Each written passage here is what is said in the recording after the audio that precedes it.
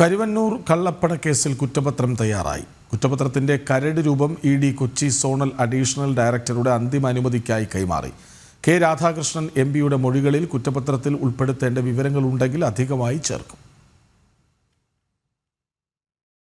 കുറ്റപത്രം സ്പെഷ്യൽ ഡയറക്ടറും പരിശോധിക്കും. കെ രാധാകൃഷ്ണൻ എം.പിക്ക് ഹാജരാകാൻ മൂന്നാമത് സമൻസ് ലഭിച്ചിരിക്കുന്നത് ഏപ്രിൽ 8-നാണ്.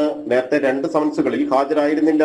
കെ രാധാകൃഷ്ണന്റെ മൊഴി കൂടി പരിശോധിച്ച് കുറ്റപത്രത്തിൽ ഉൾപ്പെടുത്തേണ്ട വിവരങ്ങൾ ഉണ്ടെങ്കിൽ ഇതുകൂടി കൂടുതലായി ചേർക്കും. ഇതിനൊപ്പം ഏതെങ്കിലും പ്രതികളുടെ മൊഴികളിലോ അനുബന്ധ തെളിവുകളിലോ അഡീഷണൽ ഡയറക്ടർ വ്യക്തത തേടിയാൽ അന്വേഷണ ഉദ്യോഗസ്ഥൻ വിശദീകരിച്ചു നൽകും. അഡീഷണൽ ഡയറക്ടർ അംഗീകരിക്കുന്നതോടെ അന്തിമ അനുമതിയാകും. എന്നാൽ പകർപ്പ് സ്പെഷ്യൽ ഡയറക്ടർക്കും കൈമാറണം. ആദ്യഘട്ട കുറ്റപത്രത്തിൽ വ്യക്തികളും സ്ഥാപനങ്ങളും അടക്കം 55 പ്രതികളുണ്ടായിരുന്നു. രണ്ടാം ഘട്ട കുറ്റപത്രത്തിലും ഇത്രയും പ്രതികൾ ഉണ്ടാകുമെന്നാണ് സൂചന.